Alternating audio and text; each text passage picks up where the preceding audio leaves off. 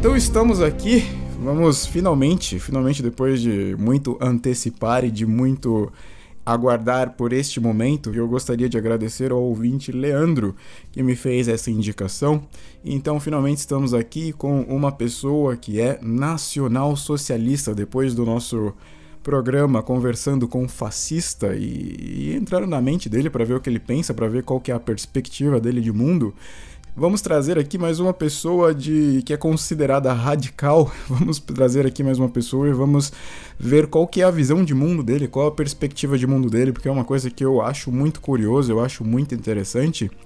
Eu sempre fui muito fã de Segunda Guerra Mundial, essas coisas, e a gente sempre vê a história de apenas um lado, né? E você poder ouvir o outro lado, o lado que geralmente ninguém dá voz, deve ser algo interessante. Então eu encontrei uma pessoa e eu trouxe ele aqui, vamos conversar com ele nos próximos minutos para ver qual que é a perspectiva de mundo dele. E, novamente, é muito importante já deixar aqui anotado e registrado que esse podcast não está fazendo apologia ao nacionalsocialismo. Então, antes que alguém venha encher o saco, encher as paciências nos comentários, tá fazendo apologia, não é nada disso. É um conteúdo que eu tô fazendo com uma pretensão didática para quem tem interesse no assunto, para quem quer conhecer mais sobre o assunto, para quem quer ouvir uma fonte diferente sobre o assunto. Então eu trouxe aqui um cara que estudou o tema, estudou a ideologia, achou interessante, adaptou para ele e ele gosta e ele segue, e eu quero saber o que esse cara pensa, tá ok? Anderson, manda um oi aí pro pessoal. Olá pessoal, boa noite para quem estiver ouvindo, é isso aí. Então estamos aqui com o Anderson, é um brasileiro que adaptou o nacionalsocialismo como ideologia. Vocês vão perceber que ele é brasileiro bem pelo sotaque dele, sotaque bem de brasileiro mesmo, e ele possui um site. Você pode comentar um pouquinho do seu site, Anderson? Posso sim, então eu sou dono de um site que atualmente divulga ideias políticas, né, acerca de nacionalismo, nacionalsocialismo, que é o Sentinela, né? www.sentinela.org, né? Eu tô com esse projeto já, eu sou o dono dele. Já vamos completar e já completamos, aliás, né, 5 anos na estrada aí, 5 anos falando sobre o tema. 5 anos já, bastante tempo, hein? Bastante tempo, né? Bastante tempo. Quando o Sentinela começou, era somente eu, né? Somente eu com o Sentinela. Era um pequeno blog de revisionismo histórico, né? E com o tempo, ele foi evoluindo e ele tem muito da minha própria evolução, né? Minha própria evolução acadêmica, da minha própria evolução de conhecimento, e nesses anos todos foi agregando mais pessoas que foram colaborando. Hoje em dia passou de um pequeno blog, né? Passou para um site já profissional, certo? Que fala sobre o tempo, que já tem um peso midiático, pelo menos nas redes sociais, para quem é interessado no tema, né, para quem procura saber mais, exatamente como você falou no começo. E tem dado um retorno muito bom, assim, para mim. Realmente é um projeto que diz muito para mim. Beleza, então você, depois que ouvir essa entrevista e achar o conteúdo interessante, já dá uma visita lá no site do Anderson, o sentinela.org, é isso? www.osentinela.org. Isso, já dá uma olhada lá e você vai ver o conteúdo e essa evolução que o Anderson citou. Beleza? Então vamos dar início à entrevista aqui com o nacional-socialista. Eu vou falar nacional-socialista porque o termo nazista é pejorativo. Tem isso também, não tem? Tem sim. Na verdade, historicamente, né? Historicamente, o termo nazismo ele tem uma origem um pouco curiosa, e até às vezes é um pouco difícil de discernir um pouco, né? Porque nazismo, ele reflete ao pejorativo nazi, que é a abreviação do partido. Na época do partido, que o nome era grandão, era o nome Partido Nacional Socialista dos Trabalhadores Alemães, né, que tem uma sigla em alemão, que se o nome em português já é grande, imagine em alemão, né, e ficou abreviado como nazi. Então virou um termo pejorativo, né? Então logo nazi, entendi. Quem segue o nazi é nazista, né? Mas o termo correto, que faz referência exatamente à ideologia que é pregada e o que se diz sobre, realmente é nacionalsocialismo. Infelizmente Entendi. caiu um pouco em desuso, principalmente depois da Segunda Guerra Mundial. Mesmo no seu site, eu vi que alguns posts vocês colocam como nacionalista. Esse termo também é correto? Só nacionalista? Sim, o termo também é correto, porque uma vez que o nacionalsocialismo ele vai fazer duas coisas em separado. Porque qual é o diferencial do nacionalsocialismo em si? Ele é uma antítese, ele nasce como essa antítese dos dois sistemas vigentes na nossa era moderna. Ele nasce como a antítese do capitalismo explorador, né? E nasce como também uma antítese do comunismo falso, né? Do falso populismo. Então, ele abraça o nacionalismo étnico, ele abraça esse nacionalismo mais popular, mais social, mais cívico. Ele se distanciou dessa visão de que só existe aquele patriotismo mais voltado às elites. Não. É um nacionalismo que tenta englobar toda a sociedade daquele país, todo aquele conjunto étnico igual. Então é basicamente isso. Então vou usar o termo mais legal, que é nacional-socialista, e eu tô aqui tratando um nacional-socialista com respeito, então pra você que vai encher o saco depois, tô tratando o cara com respeito, que ele é o convidado aqui no podcast, eu vou ficar chamando de nazi, é um termo pejorativo, então é chato, né? Então vai, nacional-socialista, beleza? Anderson, antes de entrar bem no assunto da ideologia, eu queria dar uma humanizada em você. O pessoal, deve ter um pessoal que acha que você come fígado de criança no almoço, que você chuta idoso na rua, que você, sei lá, queima mendigo, atropela negro na rua, essas coisas. Então só fala bem por cima pra ninguém ficar te investigando depois. As coisas que você gosta, as coisas que você faz, se você puder falar do seu trabalho, só faz uma introdução da pessoa que você é. Pronto, hoje em dia, atualmente, né, eu sou acadêmico de Direito, e atualmente também, por incrível que pareça das pessoas, eu dou aula, né, sou professor do Ensino Fundamental 1. Os nacionalistas e os nacionalsocialistas também são gente, né. Então, como acadêmico de Direito, atualmente eu curso numa universidade do Brasil que tem um renome muito conhecido, um grande entusiasta do mundo acadêmico. Faço porque gosto, dou aula porque gosto, realmente é algo que é de mim, tem essa questão do dom. Sou casado, né? Não tenho filhos, eu e minha esposa a gente compartilha da ideologia nacional-socialista também. Caramba, que legal, uma família nacional-socialista. Sim, nós temos, existe, né? Caramba.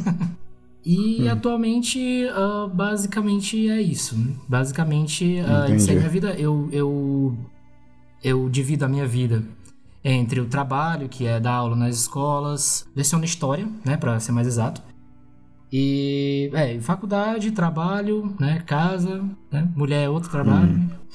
Então só pro pessoal que tá ouvindo já perceber que é um cara estudado, o cara dá aula de história, o cara entende de direito, então não é um cara qualquer que assistiu 5 minutos de vídeo no YouTube do Adolf Hitler e decidiu virar nacional-socialista. É um cara estudado, um cara que tem o conceito bem desenvolvido na cabeça dele, né?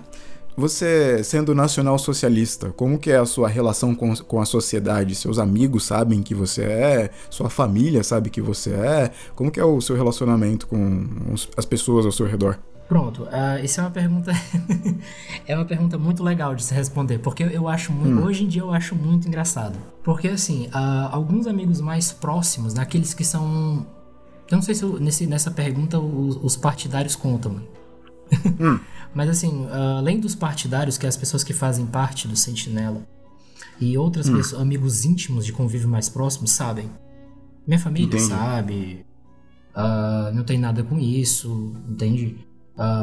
Pai, mãe, irmã, cunhado. Como eu já falei, a minha própria companheira também partilha das minhas ideias, né? Que ela, inclusive ela que é de uma outra área, né, científica também, nós dois somos acadêmicos. E no caso, em relação à sociedade, tem essa questão de que as pessoas elas criam um pouco de receio, né? Tipo, se você fala, não, nacional socialista, a pessoa sempre te pergunta, o que é isso? Aí você fala, pô, aquela doutrina lá, velho, tipo, tal, o Partido Nacional Socialista dos Trabalhadores Alemães, lá do Hitler, do Goebbels, do Goering, a pessoa... Aí já dá um escândalo a pessoa. Me mata, né, cara? No meio acadêmico, descrédito. Né? No Entendi. meio acadêmico é discreto. Vou repetir uma coisa que foi falado no teu podcast anterior que eu concordo muito. Talvez pelo outro rapaz ser também um estudante, né? E é bom que é legal que ele tenha essa perspectiva, porque eu também sou estudante, né? Além de professor. Entendi. Tem essas duas perspectivas. Quando a gente é só estudante, a gente pensa que o professor sabe de tudo. Verdade. Quando na verdade não existe professor, aluno, político, CLT ou empresário para você culpar. Entende? Existe uma humanidade inteira, certo? Que tem que de certa forma, desde que ela nasce, por toda a vida educacional dela, ela tem um tipo de sistema onde um inimigo político desse próprio sistema do qual a gente vive impõe uma certa verdade. E que não é verdade, que pode ser perfeitamente comprovado e que não é o Anderson que está dizendo. São basicamente, deixa eu ver, desde o fim da Segunda Guerra Mundial, são 70 anos de dezenas e centenas de pesquisadores históricos, inclusive judeus, falando isso. Mas tu acha que eu posso falar isso para as pessoas? Não é assim, né? Mas, assim, para as outras pessoas, para aqueles que são de fora, eu me direciono como nacionalista. Porque não tá errado, porque não é mentira. Você dizer que você é nacionalista porque é verdade. E quando você prega um nacionalismo da forma como o nacionalismo prega, é tiro e queda das pessoas dizerem assim, poxa, é mesmo. Sério? As pessoas concordam. Se você falar da ideologia nazista e você não falar a palavra nazismo, todo mundo concorda com o que você fala? Em maior parte, sim.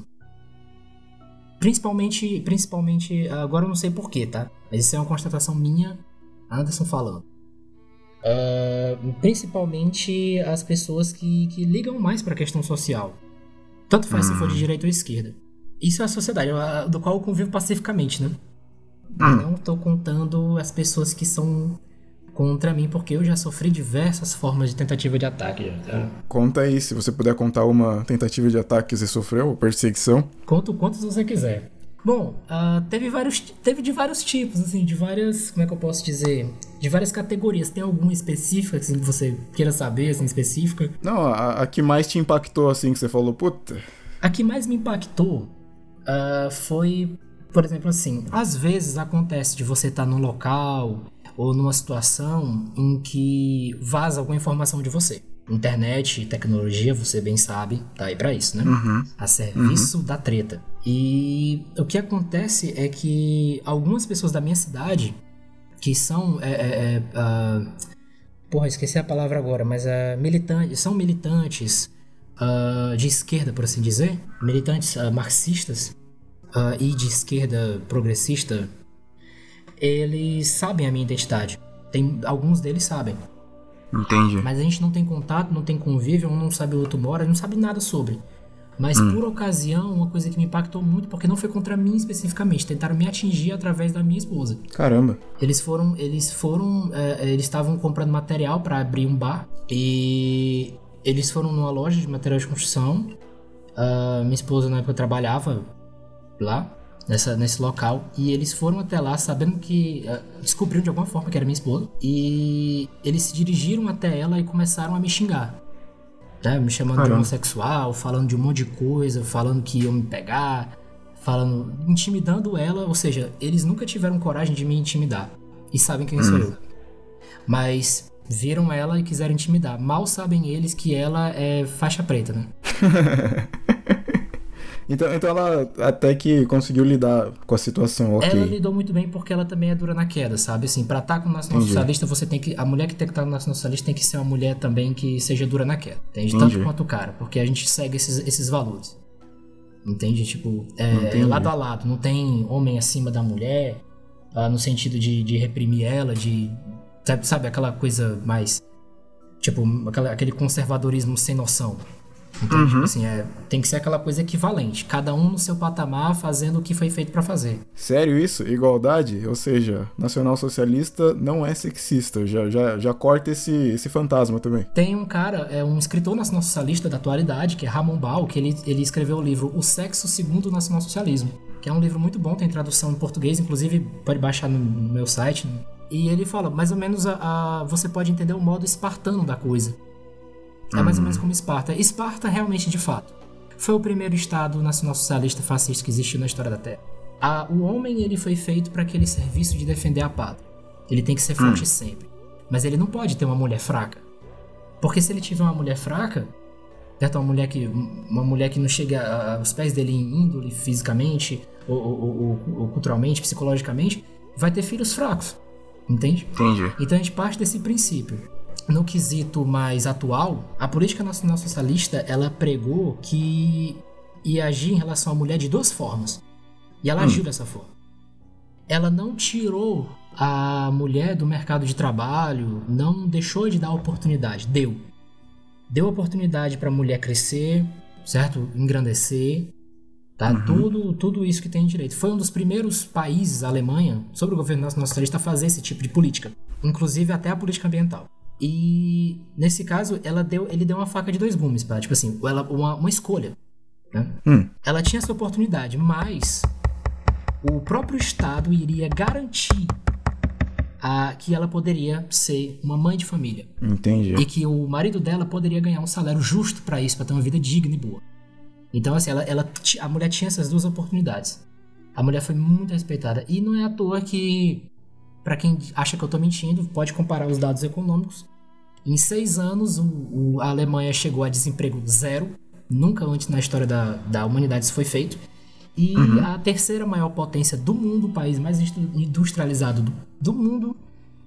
E também, só para concluir, foi um dos melhores padrões de vida do mundo. Então, basicamente isso. Então, eu acabei unindo essas duas informações uma na outra, né? Tipo, em relação a um ataque que eu já sofri, que eu mais achei chato, foi em relação a isso. Foi teria tentado atacar minha mulher em vez de mim, mas ela fez com que ele se retirasse. E no caso da mulher, é basicamente essa. Uma mulher e um homem tem que ser forte no nosso socialismo. Os dois têm que ser dignos. Então, Anderson, a gente está sempre acostumado a ver documentários e coisas sobre o nacionalsocialismo na internet, Discovery Channel, em livros, essas coisas, mas é sempre do ponto de vista de quem venceu a guerra. Então, do ponto de vista de quem venceu a guerra, vai jogar sempre o nacionalsocialismo lá embaixo, como inimigo, etc. Vai falar só das coisas erradas que foi feito, etc. E vai ficar criminalizando, né, o tempo todo. E eu queria pegar a sua perspectiva, você que estudou o assunto, eu queria que você traçasse bem breve mesmo, um histórico de como foi fundado o partido, de como se desenvolveu, até chegar no final da Segunda Guerra Mundial, no caso, né? Só traçar um histórico rápido do nacionalsocialismo. Bom, basicamente, a ideologia nacionalsocialista, ela nasce nos conjuntos de idealismo nacionalista do começo do século XX, né? Basicamente do começo dos anos 20 até o início dos anos 30. É aí que tem início ideologias como o fascismo, como o integralismo e o nacionalsocialismo em si, certo? Certo. Então, assim, ele nasce... essas vertentes, elas vão nascer aí, como eu falei anteriormente, nessa antítese, né, de ser contra o liberalismo econômico, o liberalismo político, que elas enxergam como uma base apenas da qual não se há valor, não se vê o nacional, onde apenas o único servo é o povo e quem manda é o dinheiro, né? Basicamente esse vai ser. E também contra a ideologia marxista, né? Que é uma ideologia também internacionalista que prega o populismo, prega a visão social do trabalhador, mas na verdade faz uma disputa de classes. Entendi, verdade. Divide o povo e não cria nada. Na verdade, ela se alimenta das próprias mazelas, das próprias desgraças, como ela está aí até hoje. Então, o nacionalsocialismo, ele surge na Alemanha dessa forma. Ele surge como essa antítese. E o próprio nome, ele já diz isso. Porque ele é uma síntese dos valores fundadores da própria nacionalidade, ou seja, o sentido de união, e a questão do socialismo, né, que as pessoas pegam mais hoje em dia estão pegando mais em pauta, ela vem da questão de que essa união nacionalista, essa união nacional, étnica, ela não é simplesmente uma ideia que surge em alguma classe dominante economicamente, certo? Escreve isso de uma forma teórica e isso não acontece, não. É quando esse nacionalismo, essa união, ela se estende a todo o povo, onde todo o povo tem uma participatividade desde a comunidade, certo? A menor comunidade, a comunidade mais carente no momento, até o alto escalão, onde o próprio povo faz parte do governo. Então, mais ou menos aí, a ideia principal, só para ser mais breve, né? A ideia principal que vem aí causa a Segunda Guerra Mundial é basicamente essa, porque uma vez que o nacionalsocialismo é um sistema de soberania que rompe com o sistema da autofinança, do sistema financeiro internacional e com o modus operandi, por assim dizer, do mundo ocidental, por assim dizer, como ele funciona dessa forma, que é uma escravização pelos juros, uma escravização pela dívida, uma falsa democracia aliada a um falso socialismo, né? Isso acabou batendo de frente com as maiores potências da época, né? E isso que acabou gerando a Segunda Guerra Mundial, porque se esse sistema fosse perpetrado pelo resto do mundo, possivelmente haveria o principal que o nacionalsocialismo prega, né? Que é a autodeterminação dos povos, o direito deles de viver como eles devem viver, como eles quiserem viver. É basicamente isso que causa a Segunda Guerra Mundial e o que vai causar todo o conflito e possivelmente, posteriormente, com a extinção dele, a deturpação do que realmente prega. Aí você viu tudo isso, antes de se tornar nacionalsocialista, você viu tudo isso. Sim. E você... Como que foi? Como que você foi introduzido a isso e você falou, poxa, isso é uma coisa interessante e eu concordo com essas coisas. Como que aconteceu isso? Esse despertar, assim por dizer? Na verdade, foi mesmo despertar. Você acertou na palavra. Pra mim, isso aconteceu quando eu já gostava muito de história. Desde sempre. Sempre fui aficionado por história, sempre gostava de livro, revista, não perdia nada sobre. O meu passatempo quando era pequeno era esse, estudar livros de história. E eu via sempre a mesma perspectiva. E a mesma perspectiva que não, pra mim, pelo menos pra mim, no meu pessoal, não fazia sentido na época. Poxa, como é que pode? Será que, quando se trata de Segunda Guerra Mundial, quando tratava do que aconteceu na Europa, e não só na Europa, mas como no mundo todo, inclusive aqui no Brasil com o integralismo, é como se é uma lacuna no tempo, como se as pessoas tivessem simplesmente ficado malucas e tivessem começado a odiar uns aos outros, e aí vieram os mocinhos e salvaram... Não. Então eu comecei a me questionar por aí. Quando eu fui ver, eu vi que na verdade muitas pessoas falavam exatamente uma coisa um pouco diferente do que se contava habitualmente. Eu fui através de alguns sites que falavam sobre o assunto. A internet é uma coisa, hoje em dia é uma coisa, né? Enfim, da nossa geração não tem como controlar, né? Estão tentando. Mas eu fui vendo sobre sites que falavam sobre assuntos, diziam uma perspectiva diferente.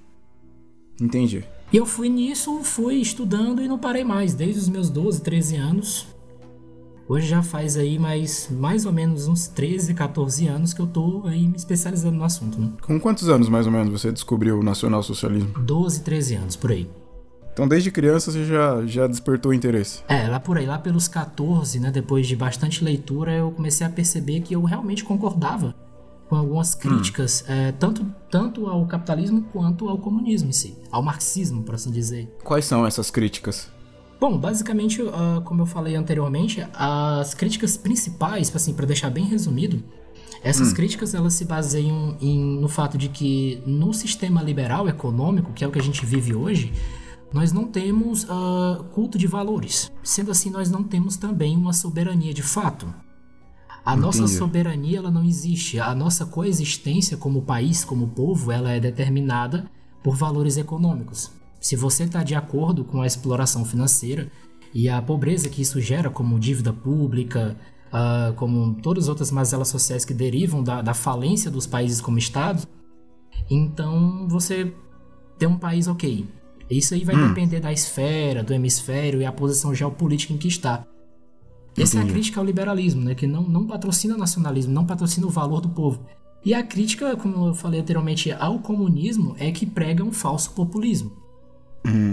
A ideia marxista, surgida aí no século XIX, para se criar uma sociedade onde você derruba as barreiras que, segundo eles, são as classes sociais, ou seja, você está, na prática, como nós assistimos no século XX, você está basicamente fazendo algumas coisas como colocando co-cidadãos como contra os seus próprios cidadãos, você está fazendo uma luta de classes dentro do próprio país, causando anarquia. Você tem principalmente aí um internacionalismo que abole com qualquer sentimento de união nacional, sendo assim, não pode haver qualquer tipo de cooperatividade. E aí você teve esses monstros que acabaram nascendo e falindo, né, que foi como na União Soviética, como em outros países, que no decorrer da sua história, para poder se manterem no século XX, eles tiveram que abraçar o nacionalismo, né? Então, basicamente, essa é a crítica. Só para terminar essa pergunta... Pode falar. Uma das questões que mais foi vista, quer dizer, pelo menos por quem quis ver, né, é a questão de que os nacionalsocialistas, os fascistas, os integralistas de anteriormente, eles já falavam, se você vê nos escritos antigos deles, eles já falavam que o marxismo em si, ele iria acabar numa tentativa de deturpação da própria sociedade para poder se manter. Porque antes ele pregava a luta do proletariado, a defesa do trabalhador, do cidadão, entende? Hoje ele prega o quê? Ele prega um multiculturalismo, e ele acabou sendo uma peça muito importante para o próprio sistema liberal. Ele é o próprio inimigo fabricado do liberalismo. Essa é a crítica que o nacionalsocialismo fazia nos anos 30 que hoje a gente vê. Se arrastou por 70 anos, mais de 70 anos, né? Exatamente. E é cada vez pior. Tá, você estudou tudo isso, você viu tudo isso, você achou legal, você concordou, e aí você decidiu virar nacionalsocialista. E aí? A partir daí, o que você fez? O que um nacionalsocialista no Brasil faz ou pode fazer? Bom, o que o nacionalsocialista pode fazer é uma pergunta que ela vem volta e meia muito no meu próprio site. Eu não sou o único que cuida, eu tenho uma equipe fixa de mais 2 pessoas e tenho 2 consultores. A maioria, quer dizer, 50% é do direito. Caramba. Me incluindo. Todos nós somos acadêmicos ou já formados. Para o pessoal ver que não é só moleque, né? Não, nenhum. Entendi. Então, assim, essa é uma pergunta, não querendo me perder nas delongas, mas isso é uma pergunta que volta e meia ela surge. Um nacionalsocialista, você tem que olhar para o que ele prega, em tese, certo? Ele não precisa ficar tendo que se sentir entre aspas, um alemão para isso. Entendi. Entende? Ele tem que entender que o nacionalsocialismo ele vai pregar a autonomia dos povos. Então, o nacionalsocialista ele tem o dever de reconhecer e entender as perspectivas, a origem, o surgimento e as ideias do próprio povo dele. No caso, o nosso próprio povo brasileiro. O que seria autonomia para nós? E é essa a busca que o nacionalsocialista tem que fazer. Porque uma vez que isso também engloba o nacionalismo, certo? Tem muitas medidas que são basicamente iguais, certo? Então é basicamente isso que ele tem que fazer. Ele tem que ser uma pessoa pelo povo dele, pelo direito de coexistência étnica dele. Isso engloba todo um modo de visão, uma cultura. Ele tem que defender a cultura, ele tem que ser um bom cidadão, ele tem que ser uma pessoa correta, ele tem que procurar ser uma pessoa exemplar, certo? Porque ele tá em busca desses valores, ele é a defesa desses valores. Mas montar partido, essas coisas, impossível. Impossível, porque, assim... atualmente, isso dá margem àquela questão da perspectiva legal. Em tese, por que é inviável um partido propriamente... Não é que seja totalmente inviável, mas assim, do ponto de vista de como as pessoas iriam ver, as pessoas não iriam entender e dizer assim, olha, esses caras aí, eles querem massacrar pessoas de cor, ou eles querem causar algum tipo de racismo, né? Um partido nacional-socialista em si, ele teria, para ele se fundamentar no Brasil, ele teria que abraçar a causa nacionalista. Isso se desprendendo de liberalismo e se desprendendo de falso populismo. Agora, o que poderia ser? Poderia ser um movimento nacionalista. Atualmente ele é inviável no Brasil, por conta de toda a pressão que se tem atualmente mundial. A falta de entendimento do assunto.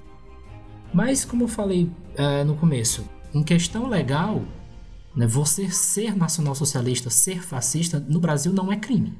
Não é crime. O que é crime no Brasil é você fazer apologia a própria ideia assim, porque a própria Constituição, ela enquadra isso como apologia ao racismo e intolerância. É um pouco desconexo, mas é o que diz a lei, né? No caso, só para ser mais específico, é a lei número 9.459, de 13 de maio de 1997. No artigo 20 do Código Penal fala sobre isso, que é fabricar, comercializar tudo que tem a ver com simbologia, tudo que faça uma apologia explícita. Apesar do artigo 5º da Constituição, né, garantir essa liberdade de expressão. Mas fazer o quê, né? Mas não é estranho, porque o pessoal que se diz comunista, que se diz socialista, eles saem na rua com aquela camiseta vermelha, aquele símbolo gigante do comunismo. Tem aquele youtuber lá que falou que o comunismo matou foi pouco. Os caras fazem tudo isso e tá tudo beleza. E aí você vai ver os dados, você vê que o comunismo e o socialismo matou muito mais gente do que na época da Segunda Guerra Mundial, em todo esse período, desde que foi criado, né? E por que isso acontece? Por que ele não tem... Por que são 2 pesos e 2 medidas? Pronto. Assim, é aquela questão. Isso parte, mais uma vez, da própria crítica que nós fazemos. Mas que não é só porque nós fazemos que não deixa de ser real, né? Nesse caso, o que acontece, basicamente, é que nós vemos que o comunismo, o marxismo em si, ele é uma moleta muito boa para o liberalismo, para o neoliberalismo. Hoje não é mais nem liberalismo, é neoliberalismo, né? Que é um sistema de falência de qualquer autonomia de poder nacional. O comunismo em si, eu não vou usar a palavra socialismo, porque a palavra socialismo é muito aberta. Ela significa sociedade. Né? Os marxistas, os comunistas, eles tentam tomar para si, mas não é deles, né? Ela é uma moleta muito boa, porque eles, através dos tempos, desde o fim da Segunda Guerra Mundial, quando sobra aí na Guerra Fria Estados Unidos e União Soviética, você tinha 2 polos de poder que partilhavam o poder entre si, de uma forma geopolítica, e isso se estendeu aos outros países, certo? Hoje em dia, desde 1991, com a queda da União Soviética, o marxismo funciona como perfeita moleta de apoio para justificar algum tipo de política neoliberal que seja totalmente contra o povo, enquanto que o marxismo em si, se pode ser chamado de marxismo ainda, né?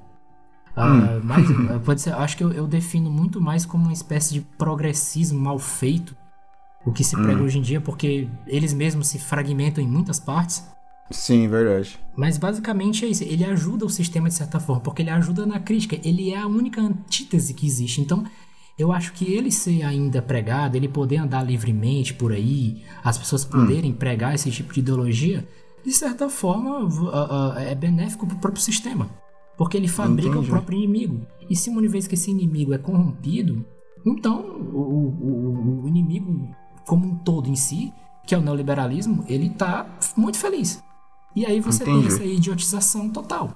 E quando você vê eu não sei se já aconteceu com você vê um cara com a camiseta do símbolo do comunismo na rua, o que você pensa, o que passa na sua cabeça? Bom, primeiramente eu me pergunto, assim, porque se ele for um cara que pelo menos tente ser um marxista, um comunista à moda antiga, no sentido de lutar por algum direito proletariado, eu até que perdoo e converso com ele. Entendi. Se ele tiver aí, se ele for com aquelas coisas pós-modernistas, certo? Que a gente pode chamar de um pós-modernismo, né? Aquele progressismo que prega tudo que é nocivo a qualquer tipo de comportamento benéfico na sociedade, tudo que seja para destruição. Aí não, aí eu não sei se eu tenho pena, mas na verdade eu isolo. É mais fácil você isolar. Você estava falando de neoliberalismo e eu estava consultando um cara antes de entrevistar você e ele me falou que existe uma diferença entre o nacionalsocialismo, o nacionalsocialista no caso, e o neonazista. Você pode explicar mais ou menos essa diferença também para o pessoal que está ouvindo? Sim, é muito importante porque dentro do nosso meio, né, dentro dos nacionalistas como um todo, no mundo todo, não só no Brasil, essa questão é uma questão muito sensível. O neonazismo, vamos colocar esse termo para quem quiser escrever, né? Entre aspas, porque ele é eu vejo ele como uma falsificação da própria ideia de nacionalsocialismo. Quando o nacionalsocialismo deixa de existir como força política ativa, né, como representatividade de forma muito rápida ao redor do mundo, poucas décadas depois, eu creio que vamos colocar aí chutando, tá? Uns 30 anos depois, começam a surgir umas ideias de misturar ideias do nacionalsocialismo e de nacionalismo étnico em si com algumas doutrinas racistas. E disso saiu algumas formas de pensamento que não tem, elas já são algumas disparidades do nacionalsocialismo, já não é o nacionalsocialismo em essência. Aí já virou mais uma questão de racismo mesmo. E um dos maiores construtores no começo dessa ideia, nos anos 60, foi um cara chamado George Lincoln Rockwell. Ele pregou uma espécie de nacionalismo social, né, ou seja, do povo, mas de uma forma racial.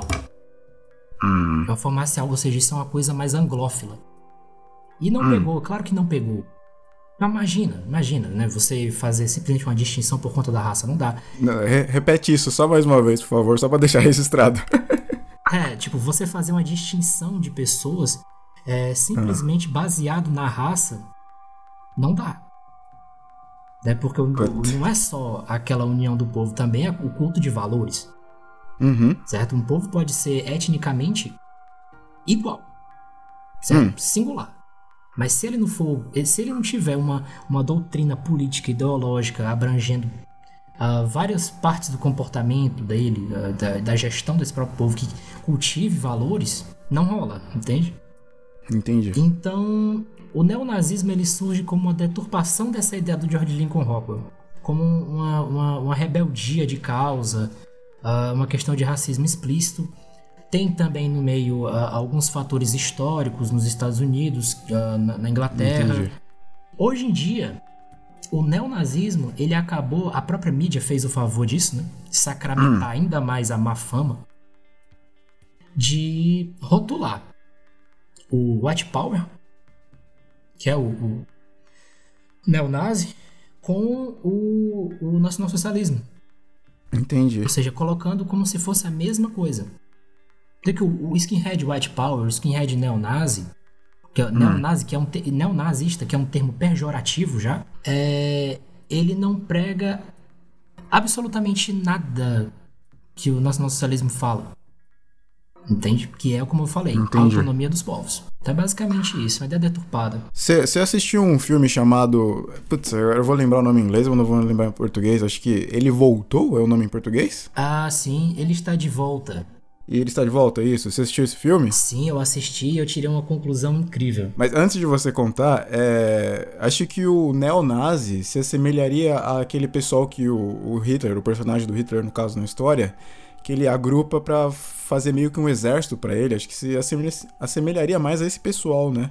O lado intelectual fica pros grandes membros do partido. Agora o pessoal num nível um pouco mais... O pessoal que vai pra ação, o pessoal que vai pra guerra, seria no caso os neonazis ou não tem nada a ver? Eu tô maluco, eu tô falando. Não, assim, ó, o nacionalsocialismo, assim como o fascismo, no nacionalsocialismo na Alemanha existia a SA, os famosos camisas pardas, que eram uma tropa de choque do partido. Por que ela existia? Essas doutrinas, esses partidos, eles eram realmente revolucionários. O que nunca se pode esquecer, o caráter revolucionário do nacionalsocialismo. Eles iam fazer comícios, eles iam fazer aonde os marxistas estavam. Porque os marxistas, eles sempre têm essa estratégia de ir aonde o trabalhador está. E essa ideia foi do Hitler. E na Alemanha, por exemplo, ele falou, olha, não, a gente não vai ficar aqui reunido em torno de nós mesmos esperando alguém chegar, não. A gente vai aonde o povo está. Então eles iam e faziam comício. Só que os marxistas nessa época já se batiam feio, entendeu? Nessa época não tinha muito um controle de estado policial como se tem hoje. Qualquer coisa manda a tropa de choque e resolve, não. Né? Então nesse caso, como eles iam fazer comícios e os marxistas começavam a se bater com eles de pancada mesmo, então os membros mais fortes, os mais jovens, começaram a formar tropas de choque, ficar ao redor para poder se bater com os marxistas e impedir eles de acabar com o discurso. A mesma coisa é com os camisas negras, né? Entendi. Nesse caso, os white powers, os skinheads white powers, eu não posso dizer que todos são degenerados, porque dentro do meio skinhead, assim, só para entendimento, dentro do meio skinhead vai existir um ou dois caras que têm um pensamento legal, mas que infelizmente usam desse tipo de alegoria, né? Porque você não precisa, basta você ser você mesmo. Eles partem desse pressuposto de que existe a SA, existe a SS, existiam as camisas negras. Então a gente vai aqui sair fazendo revolução, batendo em todo mundo. Cara, isso é um instrumento fantástico na mão da mídia. Não é que a gente deva ser pacifista ou que a gente não deva defender a nossa integridade, não. O que a gente prega, até mesmo eu falo no meu site, o que eu prego é que é o seguinte: se você vai ter uma agremiação nacionalista, uma agremiação nacionalista, primeiramente, você treine os seus membros, seja inteligente. E se for preciso fazer alguma tropa de choque para poder ficar ali, barrar esse tipo de coisa, ok. Mas a partir do momento que você pega essa tropa de choque para poder praticar ato de terrorismo por aí, a mídia vai pegar você e vai usar isso contra você. Então é uma estratégia que começou a ser usada que acabou se voltando contra, né? São 70 anos criando essa imagem, né? Mas é basicamente isso. Em relação a skinhead, white power e tudo mais, a gente pode colocar aí uns 30 anos. Mas eu vejo, sendo bem duro, eu vejo essa questão como um próprio produto de criação da própria mídia que é contrária às ideias do nacionalsocialismo. E infelizmente muitas pessoas, e pessoas que nem mesmo nunca ouviram falar de nada disso, aderem a uma ideia falsa. Essa é a nossa visão. Mas não tem correlação nenhuma, então, um nacionalsocialista com um neonazista, no caso. Um não está atrelado ao outro. Como eu disse, um nacionalsocialista, ele é um socialista, e ele é um nacionalista. Ele é um nacionalista pró-povo. Entendi. Pró-povo, né? Sua etnia, suas crenças, seus valores, suas tradições. Até tem um ditado que dizem que o cara inteligente, ele sai falando pra todo mundo que ele é inteligente, eu sou inteligente, eu sou um gênio, olhem pra mim, eu sou um gênio. Agora o sábio, ele fica lá na dele, ele fica lá quieto. Aí quando alguém tem uma dúvida e pergunta pra ele, aí ele dá aquela palavra final que todo mundo fica, o cara é sábio. É mais ou menos isso, né? Sócrates. O neonazista é o cara que quer sair falando pra todo mundo, eu sou nazista, não sei o quê, só que na ideologia mesmo, ele tá meio fraco, né? Assim, é aquela questão, não é que eu seja contra nenhum tipo de movimento de massa, um movimento real de pessoas no mundo, até porque existe. O que você não pode dar, eu quero até que as pessoas entendam bem essa visão. Para que a mídia inimiga deles, a nossa mídia, a mídia que é inimiga da gente, que não tá nem aí pro povo, mas tá aí pra vender jornal, certo? Que eles não podem dar tipo de margem pra especulação do tipo, como se fosse um bando de trogloditas. Porque assim, existem partidos de caráter nacional-socialista ao redor do mundo. Ainda hoje, certo? Que estão aí no meio nacionalista. Mas eles não baseiam o seu ativismo só num bando de gente que vai bater em todo mundo. É um ativismo político. Se junta milhares de pessoas, levanta a bandeira do seu país, chama as associações cívicas e tudo mais. Ou seja, tem uma aproximação com o povo. Essa ideia de neonazi, white power, ela afastou o nacionalsocialismo do povo, das pessoas. Entende? Do seu próprio irmão étnico. E isso foi de praxe para o próprio nacionalismo como um todo. Todo nacionalismo é visto como intolerância. Entendeu?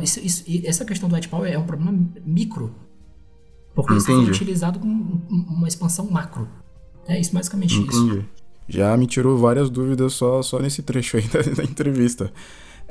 Você tinha comentado que você tinha tirado uma conclusão legal do filme. Qual que foi a conclusão que você tirou? A minha conclusão do filme é que... Coitado dos alemães, né? Coitado dos alemães, cara. Mas enfim... a minha conclusão do filme é que eu acredito... Tem uma teoria da conspiração minha... Que o filme, ele teria outro final...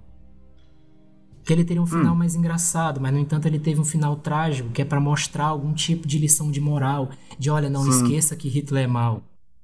Não esqueça que ele é o bode, o Hitler, a figura de Hitler, que é como diz no Deutschland Erwacht, que é o livro da ascensão e origem do Partido Nacional Socialista, é um livro em alemão. Hitler, nunca essas duas sílabas foram tão ouvidas no século. Entende? É pra mostrar que o Hitler era mau. Olha, não se esqueça que o Hitler era mau. É como se fosse uma espécie de censura, entende?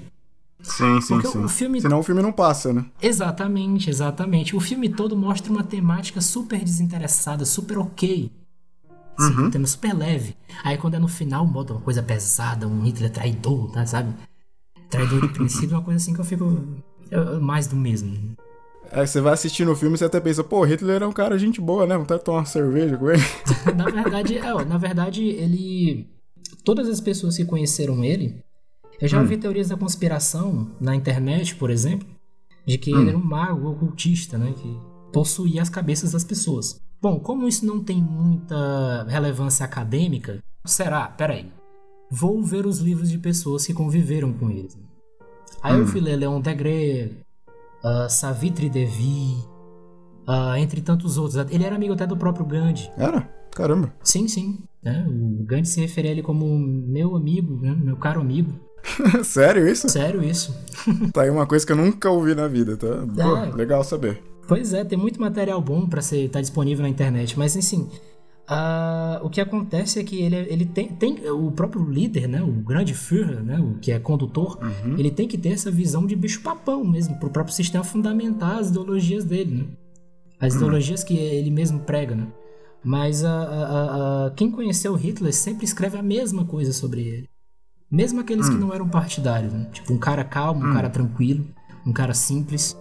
É um cara que não gostava muito de luxo, nem de holofotes. Um cara tímido até, que gostava de ser reservado. É tanto que as únicas filmagens que você tem dele da vida íntima foram a Eva Braun, que era uma companheira dele, que trabalhava era colega de profissão seu, né? Trabalhava com essas coisas de mídia, coisas da época, não entendo direito. E ela foi responsável pelas filmagens dele, porque era um cara muito reservado na vida pessoal dele. Tem até um depoimento de uma mulher chamada Rosa Mitter, que ela foi empregada dele, que ela fala o maior cavaleiro de todos os tempos, o Rocco Smith, que foi o guarda-costas dele, até o final no bunker, ainda chamava ele vivo, chamava ele de patrão.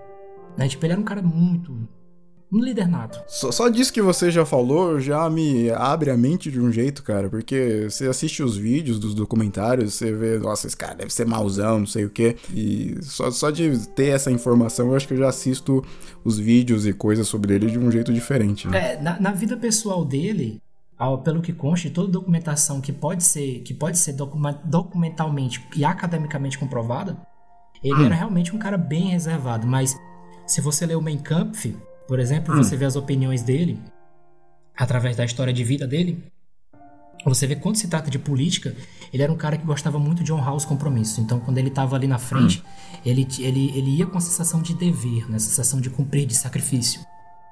Entende? Então, ali já não era ele. Ali já era o líder. Na vida pessoal era ele próprio, que ele nem tomava muito de conta, não. Então é possível dizer que ele tinha, assim, duas personas, a persona política e a persona social, no caso? Sim, era possível que sim. Ele era aquele cara que era um líder nato, mas gostava de pregar, gostava de viver aquilo que falava na vida pessoal. E você tem ele como herói? Você tem ele como ídolo? Alguma coisa assim? Você tem quadro, foto dele? Ou igual o nosso amigo fascista, você tem tatuagem do Hitler? Alguma coisa assim? Eu não uso tatuagem, não uso nada do tipo, nada contra, tá? Eu não sou nenhuma senhora de igreja que diz que você não tem que ter esse tipo de coisa, tá? Mas eu não tenho ainda, não penso em fazer, sou tranquilo com isso. Quanto a souvenirs, né? Souvenirs, eu tenho alguns, mas mais por motivo simbólico mesmo, por um motivo de carinho mesmo, de reflexão, talvez. E quanto ao Hitler como figura histórica, como político e como pessoa, eu tenho ele como uma das personalidades que me influenciaram muito. Sabe, eu tenho ele como uma influência, eu poderia dizer essa palavra, influência, no ponto de vista político, pessoal, né, de caráter, em relação à coragem, sacrifício, valor. Entendi. Um cara que trocou tudo pra assumir aquilo que ele acreditava, certo? E fez. De fato fez. Saiu de uma aldeia no fim do mundo, na Europa Central, e foi vencer, e acabou se tornando o líder supremo do próprio povo que ele tanto amava. Uma coisa que ninguém pode negar é a retórica dele, né? O jeito dele falar que cativava. Ele cativou uma nação inteira pra seguir junto com ele com os ideais dele, né? Então, só esse superpoder que ele tinha já é algo que concordando ou não com ele já é pra se admirar, né? Isso parte muito analisando os discursos dele. Eu tenho se você, por exemplo, essa questão voltando à questão dos souvenirs, o que eu tenho mesmo de nacionalsocialismo é documento. Entendi. O que eu tenho mesmo é livro, vídeo, é documentação audiovisual e documental. Tem um vasto acervo, até porque é pro site também. Daí Entendi. o pessoal me pede também, e me pergunta e tira dúvidas comigo, acadêmicas. E o que acontece é que eu observei que muito do que ele falava, que cativava muito, era porque ele usava de uma retórica sincera. Entende? Ele usava uma linguagem, se você retroceder aos anos 30 ou 40, você vê que ele usava de uma linguagem que não era algo populista, de dizer que... Sabe, quantas vezes você não ouviu isso, cara? Tipo, até do próprio Arnold Schwarzenegger, tipo, pegar uma vassoura aqui no comício e dizer que vai varrer a corrupção.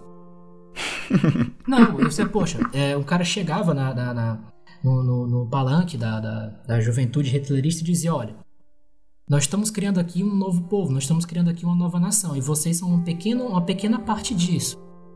Mas para isso eu preciso da união de vocês. Para isso eu preciso do compromisso de vocês, eu preciso do querer de vocês. Entendi. Certo? O povo, essa é uma frase dele, você sozinho não é nada. Teu povo é tudo. Ou seja, tem que ter contra aquele sentido do individualismo fisiocrata, né? Então essa retórica dele que as pessoas chamam cativante, né? Às vezes a maioria sempre fala no sentido de ludibriar, mas você vê que na verdade, se você compara o discurso com os planos de governo e com o que era feito, era tudo verdadeiro. Aí tem quem me diz, Entendi. poxa, eles diziam que iam ganhar a guerra. Pô, cara, se você olha, realmente eles achavam que poderiam ganhar a guerra, até porque a guerra foi levada até eles. Mas uma vez na guerra, como ele próprio disse, uma vez na guerra, vamos lutar pra ganhar. Alguma vez já aconteceu com você de você parar pra refletir e falar, ou você falar, eu vou parar de me definir como nacionalista, ou então eu vou desistir da ideologia porque eu tô tendo muito problema, muita perseguição? Já aconteceu isso com você? Não. De desistir por conta disso, não. A única coisa que já aconteceu de parecido com isso é quando eu, de vez em quando eu tenho uma oportunidade, eu sou muito atarefado, né? Tudo exige muito de mim. Mas quando eu tenho a oportunidade de estudar uma leitura nova, seja um crítico ou uma pessoa que fale sobre, mas que não seja não siga a ideologia, eu ponho a minha ideologia à prova. Por exemplo, todo nacionalista, uma indicação acadêmica, como o seu canal aqui também é cultura, né? Lógico. Indicação acadêmica. O nacionalista que quiser colocar o seu nacionalismo, a sua ideologia à prova de forma acadêmica, ele tem que ler Hobsbawm. Ele foi o único cara que tentou, mais ou menos assim, tirar o meu nacionalismo, mas eu pensei, não, você tá errado. Mas ou seja, só de uma forma mesmo acadêmica literária, porque isso eu acho que ajuda a engrandecer. Sim, você lê as críticas acerca da sua ideologia, né? Sim, eu mesmo procuro autores que façam essa autocrítica. Eu acho que foi o que chegou mais perto, assim, de eu pensar em, poxa, será que eu sou mesmo? Ou seja, eu sou bem convicto, eu sou... eu tenho isso. Eu não sou intolerante, mas sou bem convicto do que eu penso. E você tem alguma crítica com o nacionalsocialismo? Tipo, tem alguma coisa que se você pudesse mudar, você mudaria? Sim. Na época, eu mudaria algumas coisas de estratégia de guerra, né? Como, por exemplo, eu acredito que a crítica que o Rudolf Hess, que era o vice do Hitler, que era outro ideólogo muito, muito brilhante, mas que é excluído da academia,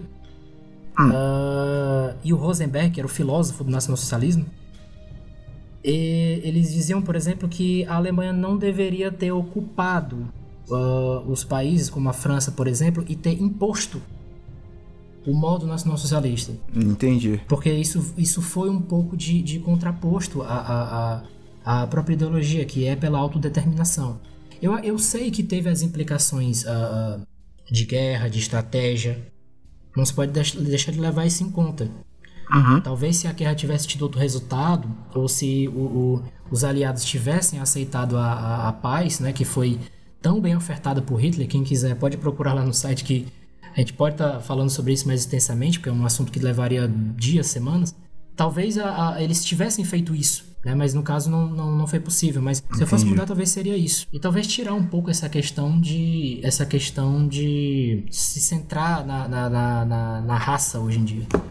Muita gente fala de raça hoje em dia. Tipo, ainda hoje se fala de raça. Isso é uma crítica que eu faço às pessoas da atualidade, né? Quando a gente fala de raça, a gente fala no sentido, naquela época, se falar de um sentido amplo. Tem no conceito de povo como um todo. Entendi. Não no sentido da epiderme. Esse tema já está puxando o próximo assunto. Você só não pode falar daquele negocinho que a gente combinou antes, que senão vai dar merda. Beleza, tá bom? Tá tranquilo. Então explica pra gente qual que é a treta com os judeus. Falar disso sem... Mas vamos lá, né? Sem. Vai editar isso, né? Tenta. Toxa. Qual que é o problema com os judeus? Conta aí pra gente. Pronto, vamos lá. A questão com o judaísmo bate numa questão, uma questão política e geopolítica. E ideológica, certo? Vou resumir bem na questão do que foi que aconteceu naquela época, porque tem todo um histórico de 2000 anos. Beleza. Certo? Mas não vamos levar isso em conta, vamos levar a realidade política.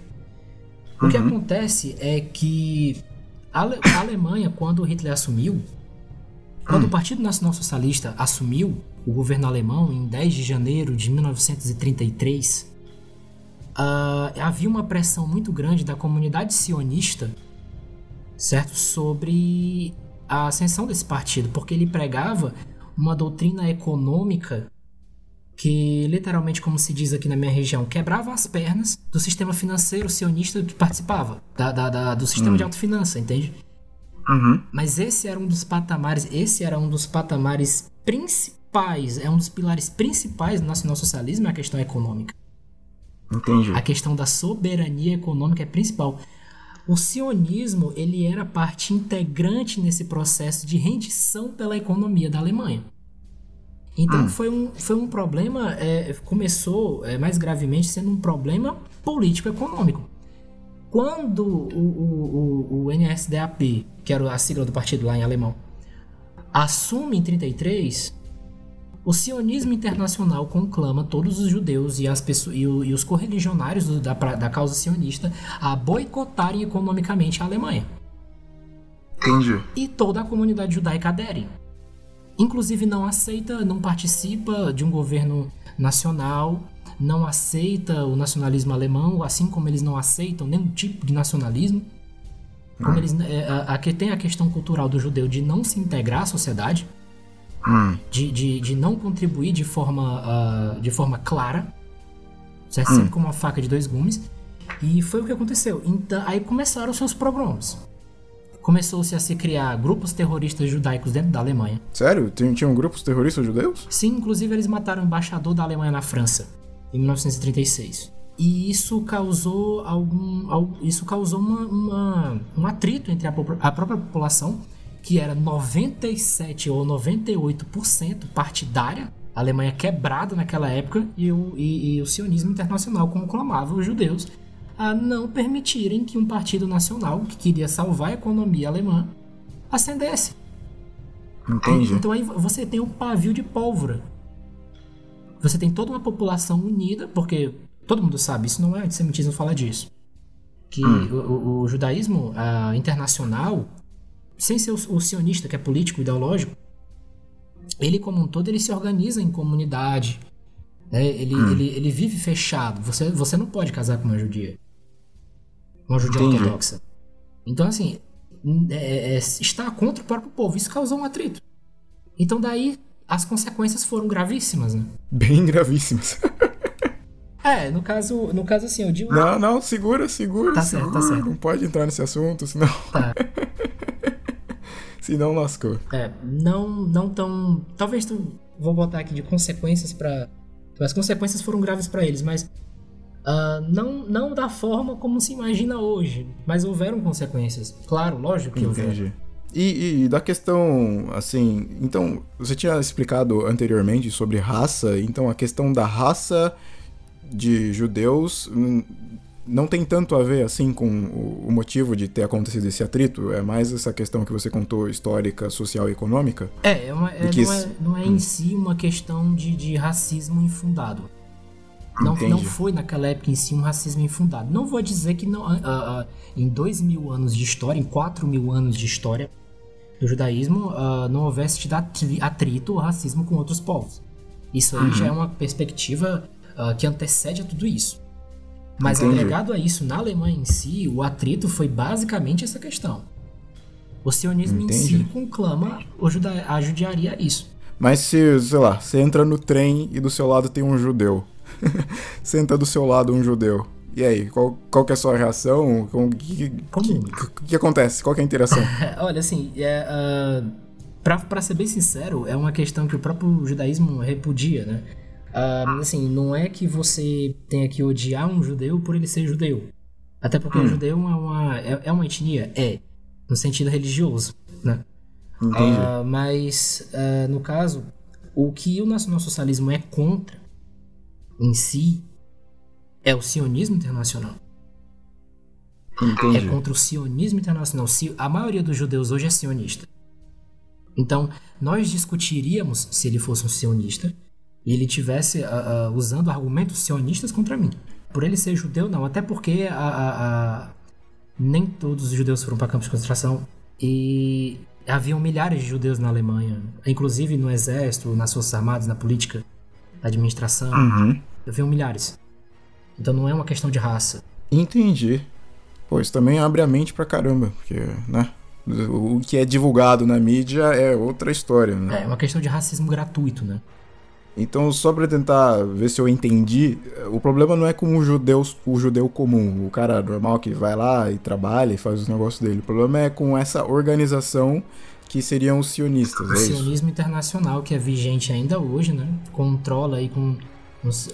eu não vou usar termos pejorativos para não difamar, mas tem aí sua influência tamanha, principalmente na política anglo-americana atual, né? Entendi. Então, vê que... vou te dar só um exemplo disso, para quem quiser analisar o que eu tô falando.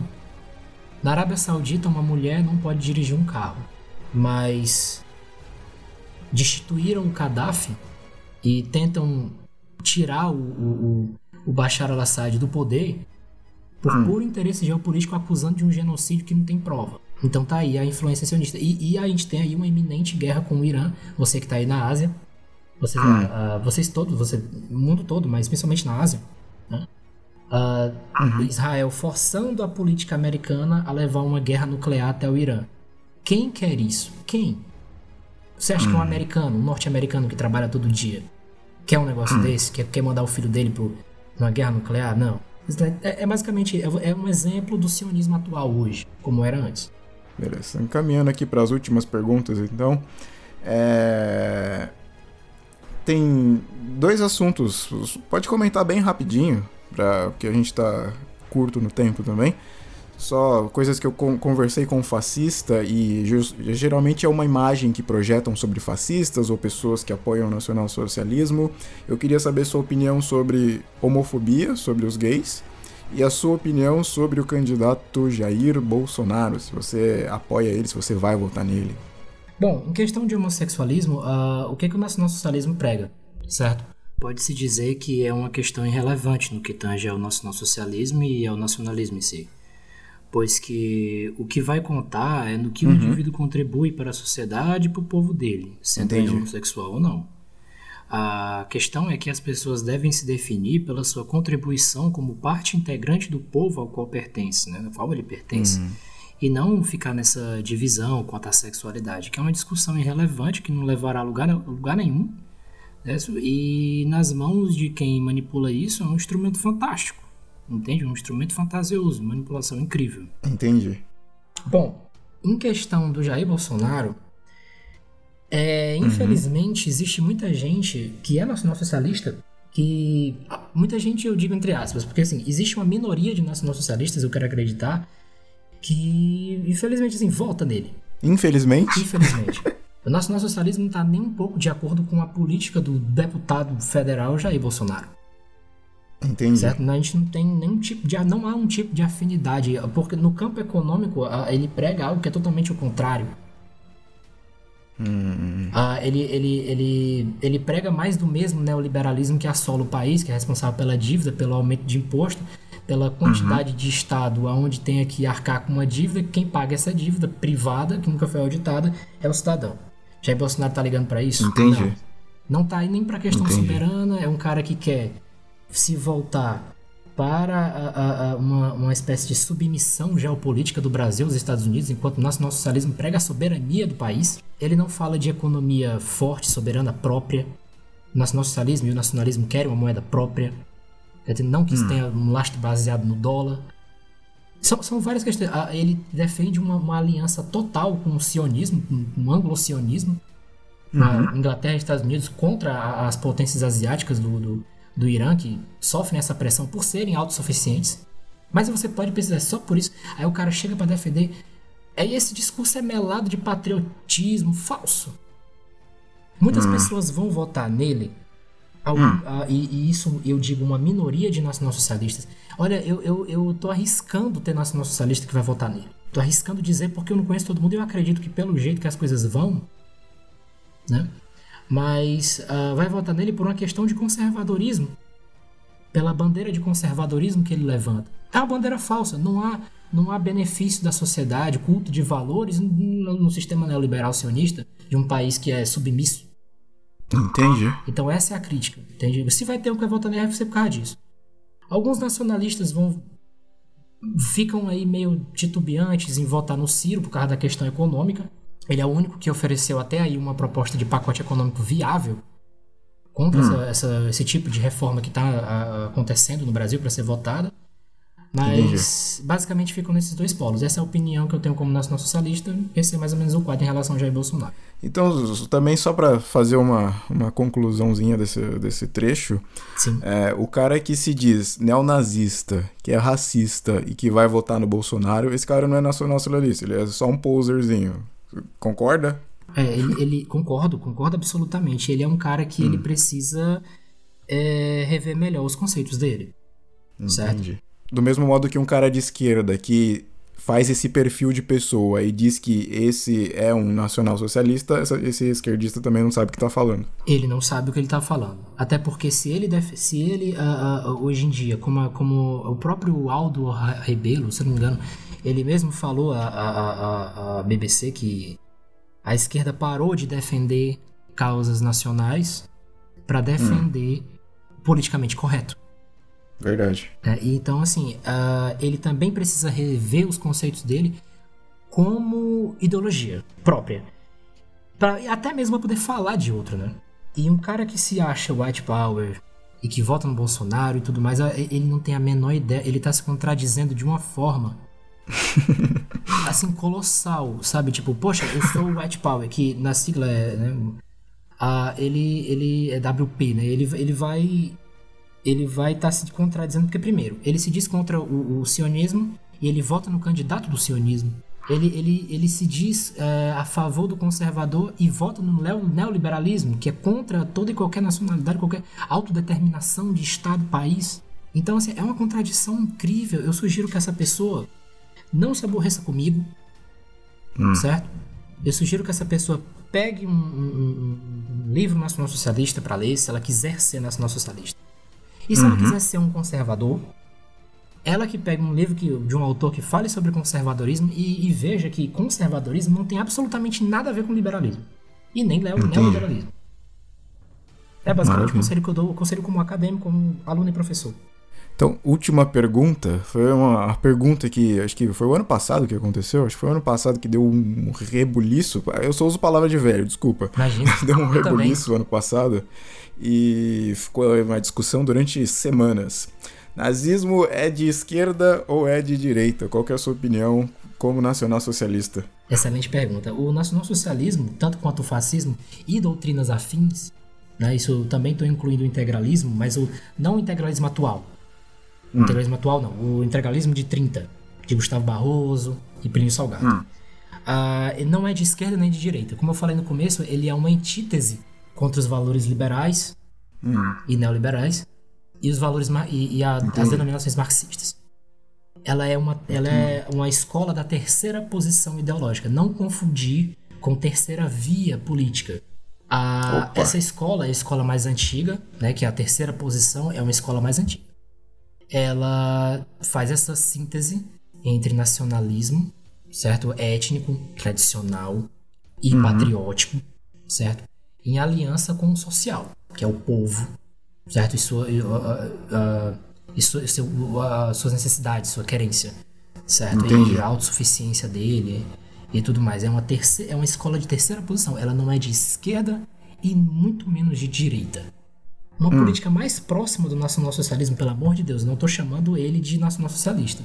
Ele nunca se denominou assim. A política mais próxima de nacionalsocialismo que nós tivemos no Brasil foi a política pregada por Enéas Carneiro. Se você quiser entender como seria mais ou menos o nacionalsocialismo à brasileira, muito do Enéas condizia muito com isso. O próprio Prona. Se o Enéas estivesse vivo e tivesse como pronativo, do jeito que era antes, não do jeito que eles querem que seja agora, com certeza a maioria dos nacionalsocialistas votaria nele. E os fascistas, e os integralistas, todo mundo. Realmente o pessoal fala que ele é o melhor presidente que o Brasil nunca teve, né? Eu já vi esse termo antes. Nisso eu concordo em grau, número e gênero. Era um cara que ele falava coincidentemente ele falava de todos os valores que o nacionalsocialismo prega. E o fascismo pregou também. Que é a soberania, a autodeterminação, a autossuficiência, o culto não de um moralismo falso, mas de tradições, valores, certo? A elevação do nosso grau étnico, né? Do respeito ao maior grau possível. Posso fazer uma pergunta bônus? Claro que pode, cara. Fica à vontade. A gente pode entrar em teoria de conspiração? Claro que pode, adoro. E aí, o Hitler fugiu, ele enganou todo mundo e morou na Argentina até os últimos dias? Ou você acha que ele morreu mesmo com a Eva Braun? O que você quer com a sua opinião? Olha, assim, deixa eu te dizer. Como essa resposta, ela nunca foi respondida de fato, até porque existe uma coisa estranha sobre essa pergunta. Sabe o que é?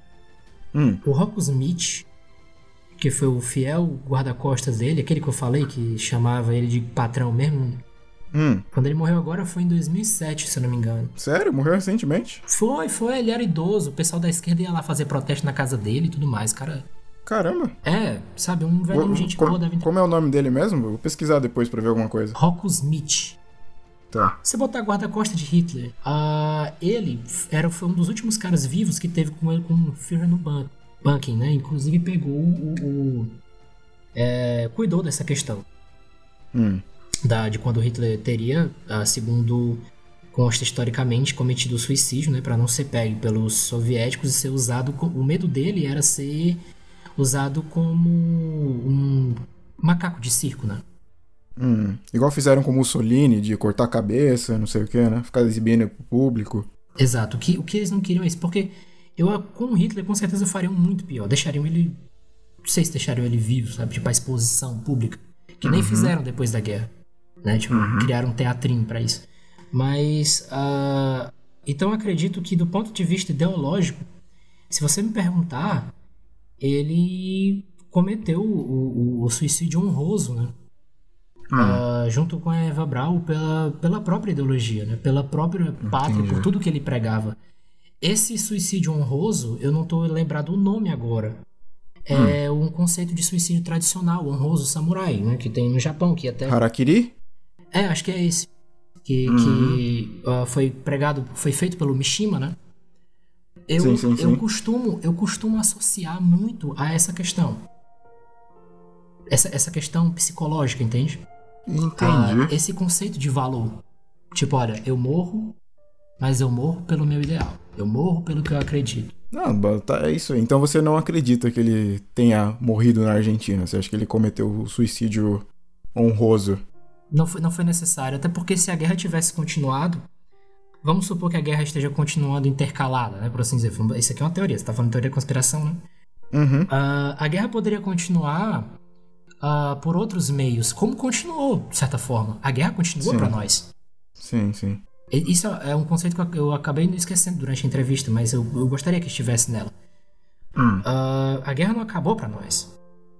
Tipo assim, no sentido de que não é que a gente tenha se dado por derrotado, por vencido, ou que a gente esteja preso no passado. Não.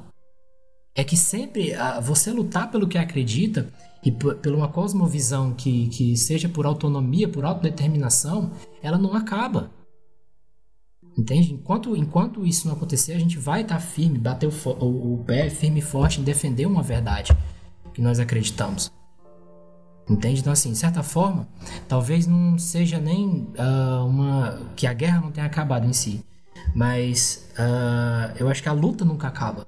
Entende? Pelo menos para nossa convicção mais cosmovisionária, Ela é assim, a gente não fica... o certo é que o nacional socialista, ele não fique preso a um passado estático ali, não. Aquilo ali foi para apresentar para nós, é o que nós pensamos. Aquilo ali foi para representar para nós uma tentativa muito vitoriosa de mostrar que é possível. Que é possível a humanidade dar certo. É o que nós acreditamos. E isso continua. A gente herdou isso. Outras pessoas que aprenderam com o nosso socialismo, até no Oriente Médio, no Brasil, em vários lugares do mundo, e na própria Europa, então eles são alguns, né, são filhos disso. E deram continuidade a essa luta. E a gente continua. O Sentinela continua essa luta aqui no Brasil. Maravilha. Que lindo. Dá até vontade de virar nacional. Não, tô brincando.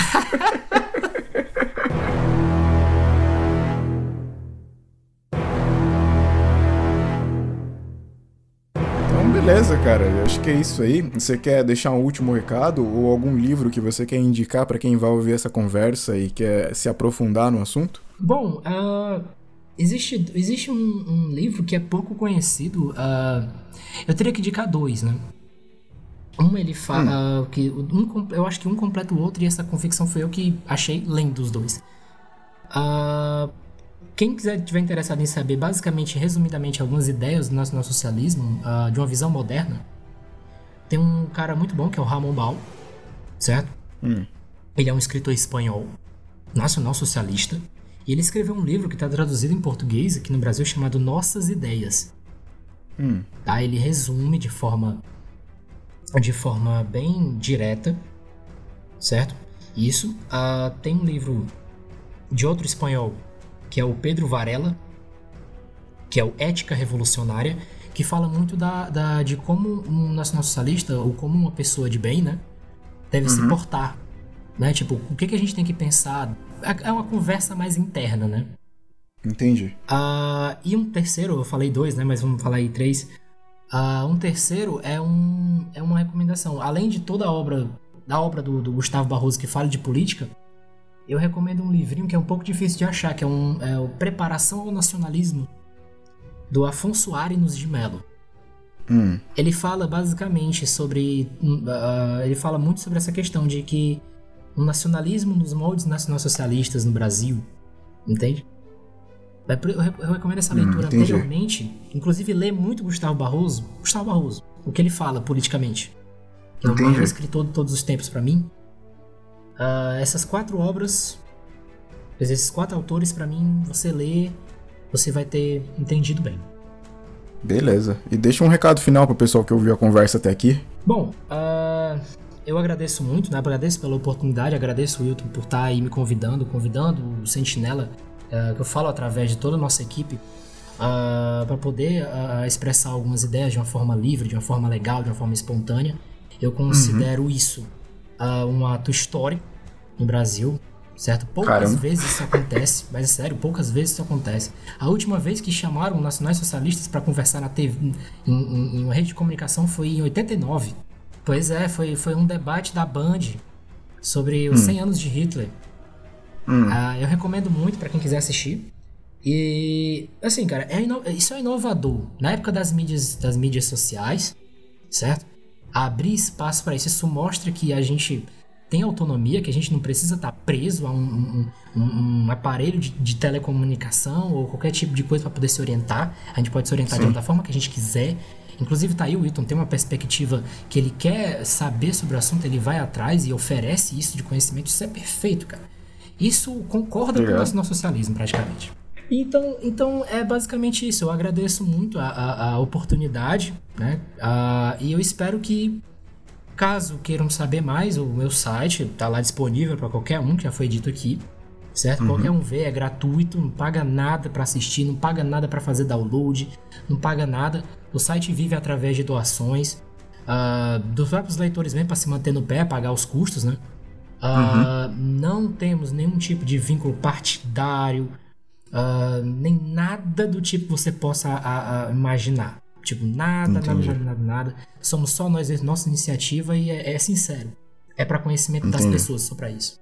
É isso aí, cara. E aí, se o pessoal achou legal a conversa, deixa aí nos comentários, achei interessante, quero ouvir mais, ou então eu queria saber tal coisa, deixa aí nos comentários a sua pergunta, e aí, se reunir um número legal de perguntas, eu tento negociar com o Anderson pra gente conversar de novo, beleza? Pode ser, Anderson? Uma segunda parte com perguntas dos ouvintes? Com certeza absoluta, cara. Tô aberto aqui pra responder pergunta, tudo mais.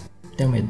Mas sem amarras, pessoal, sem ficar julgando o cara, sem ficar com ad hominem em cima do cara, só pra quem tem curiosidade mesmo sobre a ideologia, beleza? Então, é isso aí. Terminamos aqui essa entrevista com um nacional socialista. O cara não me bateu, eu sou o entrevistador negro e foi de boa, o cara não fez nada comigo, então você já pode cortar o seu preconceito por aí também. E é isso aí, dá o tchau pro pessoal aí, Anderson. Valeu, galera. Até a próxima.